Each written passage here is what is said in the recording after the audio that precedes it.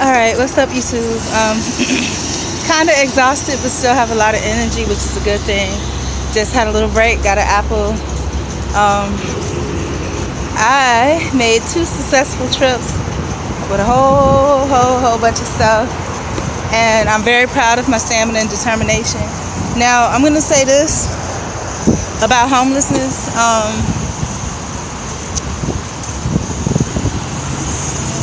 I'm actually kind of proud of it, and I'm gonna tell you why. The first time I was court ordered, so I kind of shunned it a little bit, even though at first I was excited because I got to learn so much about homelessness and this, that, and other, but after I learned all that I wanted to know, I kind of shunned it because I was like, it's their fault, and I knew that it was gonna have lasting effects, which it really has. And long after you forget what the cause of the lasting effects are, the lasting effects will continue on. This time I'm proud, and the reason why is because, like I said, I was staying like what appears to what basically a storage thing with the rats and everything else, and I was immobile. I mean, most of those recordings are on X2, but I was immobile. You know, it's like I couldn't move, I couldn't decide what to go or to say because, you know, I've been through the system before, and I know that it's hella crazy, and I just didn't want to go back to that. And then, you know, with the job thing, I would put forth 110%. Previously, not after March I didn't, but before March, I would put forth 110%. And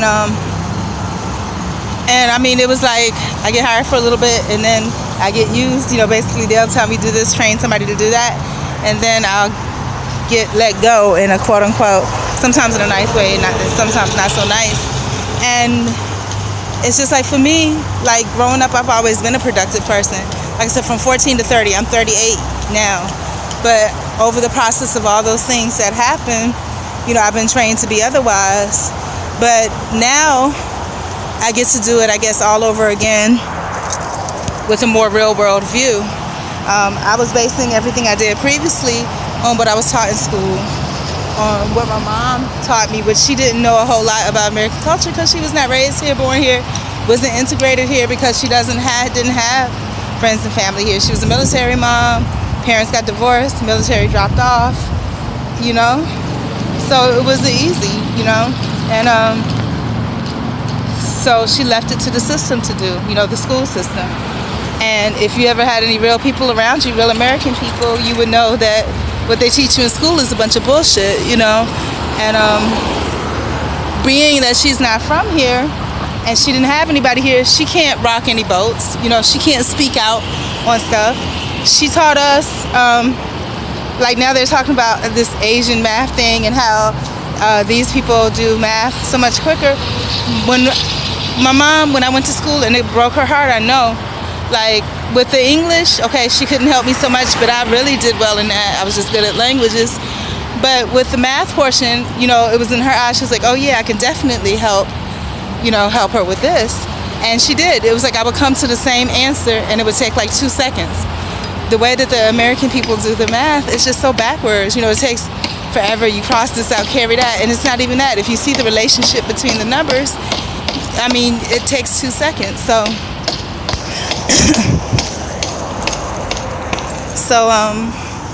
Yeah, so it's hard to see all those lies being told and all the things incorrectly, and you being a mother not able to tell your children the right thing. Even now with my nieces and stuff, even though they're second generation American now, and you know, look really, you know, they look mixed, more mixed than I do, but and they're not. But my sister, she tried to tell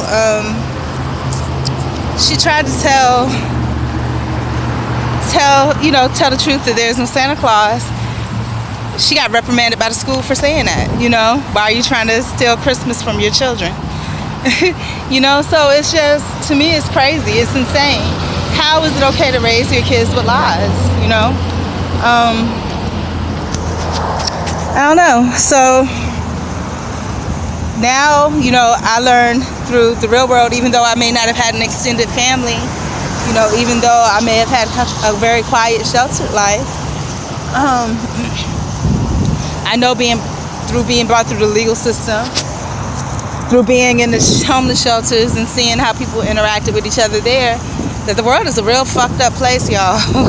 And all that stuff that they teach you in school, that's a bunch of bullshit.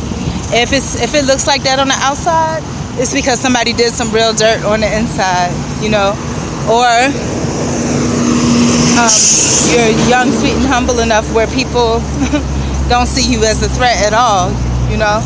But if you're a truth teller and you're verbal and you happen to be intelligent, that's a threat. You know, the other part of that is, or a nuisance, or both.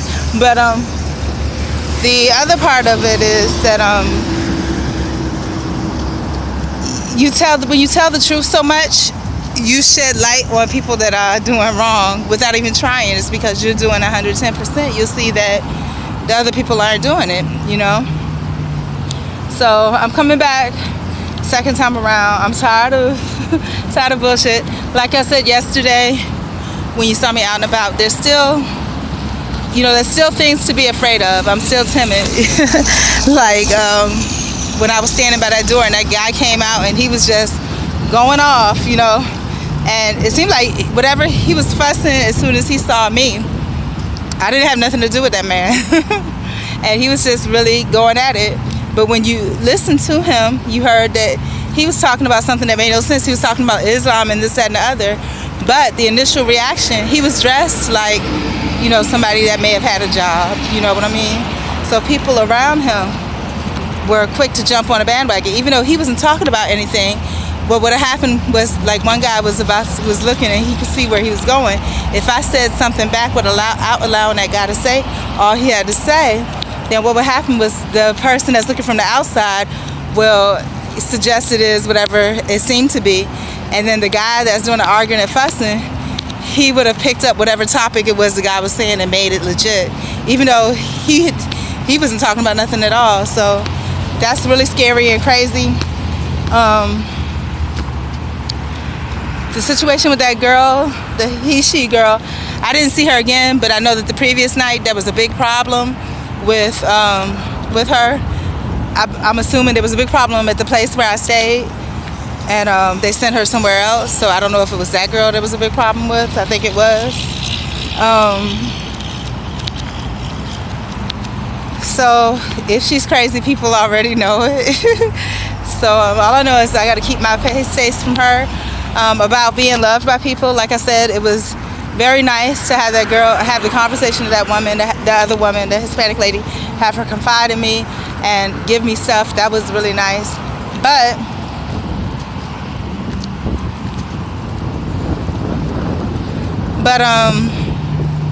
what I saw was that she bonded with the other girls. And the reason why is that when I'm very to myself, you know, when I was out there having to stand in line, yeah, chit chat. But then when it was like behind closed doors, I got up in the bunk and I went to sleep or closed my eyes. So she bonded with the other girls. They smoked cigarettes together. That's a form of bonding. I don't smoke. They went to the break room together. I didn't have any reason to go to the break room. I was in the shower, you know. So I didn't have, you know. So the bond is broken there, but I am thankful for what she gave me when she did. And that happens a lot, you know. Like her, she really needed that bond. There's other people, like where I go, maybe places I work. Like the last place that I worked, that West Indian girl, she really needed that bond. But when she was doing stupid stuff and I just called it out and I was like, why would you ask me that? That broke the bond. You know, she felt betrayed. But I mean, it's just like, I don't believe in, and I wasn't rude about it. I was just like, it doesn't make sense, you know. Explain it to me because I don't understand. And she couldn't, you know. So it's just like, and she was an HR person. So that's what I'm saying. I could have like smoothed and rubbed shoulders with her and, you know, just been silent and been, you know, act like I didn't see anything wrong and really probably excelled, you know. But I'm not that type of person, ride or die. It's, to me, I see right or wrong. I have to understand there has to be a reason, you know.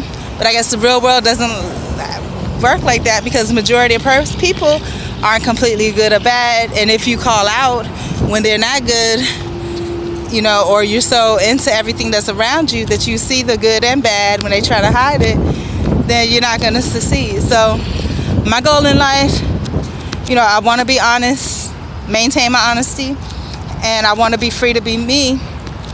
And I honestly believe that if you're not allowed to do that, then, you know, they're taking away your reason to live. You know, you just become a shell. And if that's the case, I think you have every right not to be here or choose not to be here. Because my purpose of being here in life